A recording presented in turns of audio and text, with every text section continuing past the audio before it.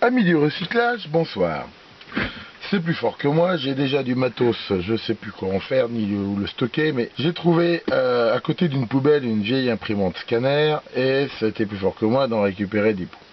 Alors j'en profite pour vous montrer un petit peu ce qu'on peut récupérer et un peu, on va regarder un peu comment c'est fait un scanner. Alors c'est une imprimante Epson, hein, je ne connais pas le modèle parce que sur le bout que j'ai, il n'y a pas, c'est pas marqué.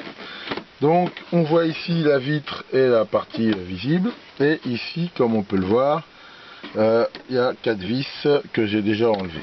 Alors on va à l'aide d'un tournevis ici enlever le couvercle, et voilà. Alors ici on a la partie avec la vitre, et ça je vous l'ai déjà dit, ces vitres hein, c'est vraiment le coup de les récupérer. Voilà, celle-là en plus on enlève bien parce que des fois elles sont collées, c'est un peu plus embêtant.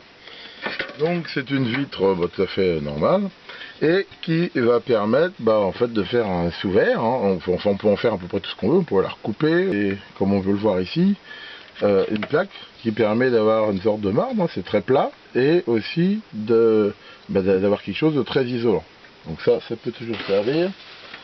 En même temps ça arrive des fois qu'on les casse, donc c'est toujours ça de prix.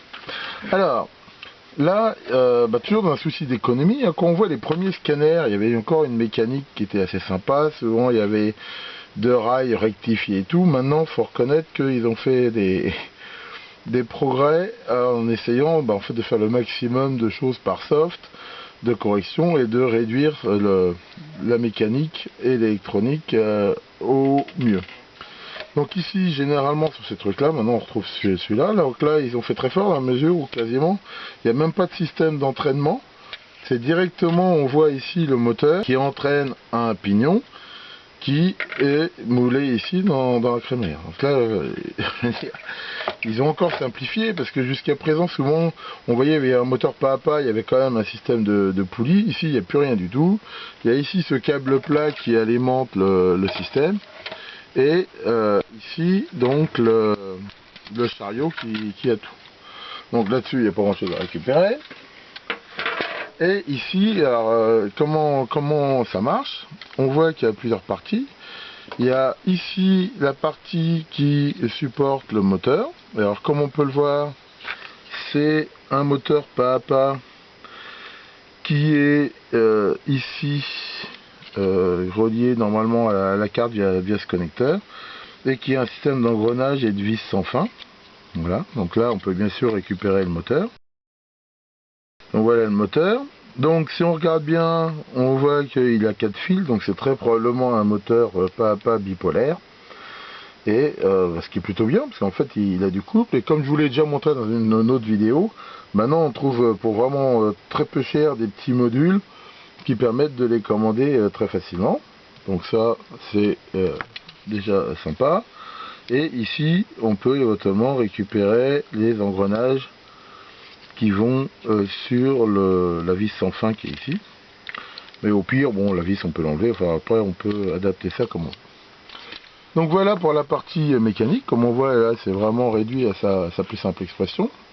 Et ici donc on a la partie scanner. Alors ça c'est un module qu'on retrouve très souvent. Dans certains scanners, l'éclairage était fait par un tube néon.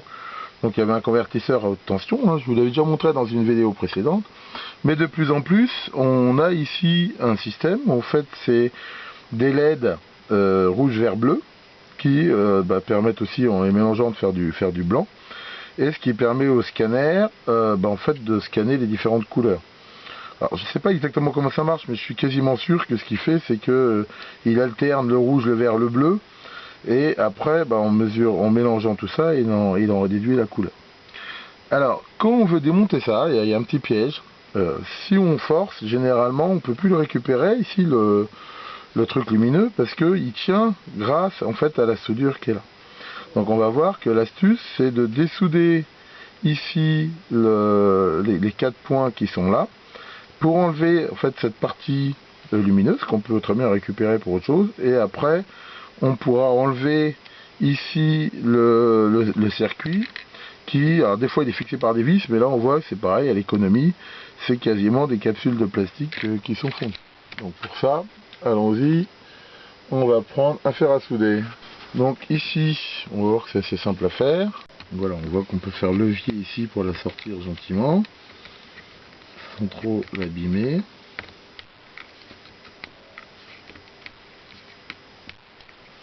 Sachant que au dernier moment ici, on va chauffer pour dessouder les pattes sans les abîmer. Et voilà. Donc là, comme on peut le voir, j'ai dessoudé cette partie-là, donc je vais vous montrer comment elle fait fonctionner. Et ensuite là, voilà, en fait, il n'y a pas grand-chose à récupérer. Hein. Donc on voit que là, comme c'est tenu par des trucs plastiques, il y en a, si on veut l'enlever, bon, il suffit de forcer un peu. Voilà. Sachant que cette partie-là, on peut la regarder, mais c'est quasiment impossible à récupérer parce que souvent on trouve pas la documentation. Mais comme on peut voir ici, c'est un capteur, hein, sans doute un capteur CCD ou un truc comme ça, qui est ici vraiment miniaturisé et qui va être géré après par le circuit principal qui gère. Donc ça, bon, on peut le regarder pour voir un petit peu comment c'est, mais je veux dire, généralement on n'arrivera pas à en faire quoi que ce soit. Alors, donc ça, c'est pareil, hein, ça, on n'a pas grand chose à en faire. Et ici, donc c'est la partie intéressante, tout ça, on peut très bien le récupérer pour faire différentes choses. Donc le principe, c'est que ici, il y a une LED multicolore qui est assez puissante et qui, via ce bout de plastique, qui est une sorte de guide de lumière, et via aussi des espèces de petites aspérités, on va voir, et fait la lumière tout le long ici. Alors pour le faire marcher, comment on va faire? C'est très simple, on va prendre une alimentation et c'est des LED, hein. Donc l'idéal c'est d'avoir une alimentation donc limitée en courant et limiter le courant bien sûr à peu près 20 mA avec une tension qui dépasse quand même on va dire de 4 volts par exemple. Alors je sais pas si c'est anode commune ou cathode commune. On va regarder. Généralement le point commun est à des côtés. Et allons-y gaiement. Donc c'est pas comme ça. On va essayer comme ça. Ah, ici on voit que c'est vert. Alors voilà, donc manifestement c'est anode commune, c'est-à-dire que le bout ici s'alimente en plus. Et comme on peut le voir, là je vais avoir toutes les couleurs. Donc là on a le bleu, le rouge et le vert. Donc les trois couleurs primaires, sachant que on peut les faire marcher ensemble. Si on les allume toutes, on aura peut-être du blanc ou différents mélanges. Alors on voit, hein, on a l'impression ici que c'est plein de LED qui sont allumés, mais je pense pas. Hein. Généralement, il y en a qu'une ici au bout, et c'est un système donc de réflexion lumineuse qui fait ça. Alors qu'est-ce qu'on peut faire avec ça? Vous allez me dire, on peut faire pas mal de trucs. On peut imaginer des piloter avec un Arduino pour faire une colonne qui change de couleur en faisant varier de façon asynchrone les trois couleurs. On va avoir une barre lumineuse ici qui va prendre toutes les couleurs. On peut utiliser ça, je sais pas, comme un petit éclairage. Enfin bon, après, c'est que l'imagination qui permet de changer. Donc voilà, on voit quand même que ça, c'est quelque chose qu'on peut récupérer, sachant que les premières que j'avais démontées, j'avais pas vu que c'était tenu ici en soudant, ce qui fait qu'en forçant ici, à chaque fois, je l'ai cassé là. Donc là, on voit que ça se récupère. Donc ça, c'est maintenant les trois quarts des scanners modernes des imprimantes, ils sont faits comme ça. J'en ai déjà un certain nombre. Là, par exemple, j'en avais déjà récupéré un autre. Et on voit que c'est un modèle très proche, si ce n'est exactement le même. Alors après, si on en a plusieurs, on peut aussi imaginer, je sais pas, des compositions, enfin faire tout ce qu'on veut. Donc voilà, on voit quand même que pour un truc qui allait à la poubelle, on récupère un beau moteur papa qui doit être quand même relativement puissant, bipolaire. On récupère des engrenages, on récupère des ressorts, on récupère des vis. Par contre, tout le reste, si vous en faites rien, donc là, faut pas jeter à la poubelle, il faut en plus quand même recycler, parce que maintenant, ça, c'est quand même bien recyclé. Et tout ça, je vais aller le mettre à la déchetterie avec les D3E, où ça sera recyclé correctement. Donc voilà pour cette petite vidéo. Merci beaucoup de votre attention et à bientôt pour de nouvelles aventures.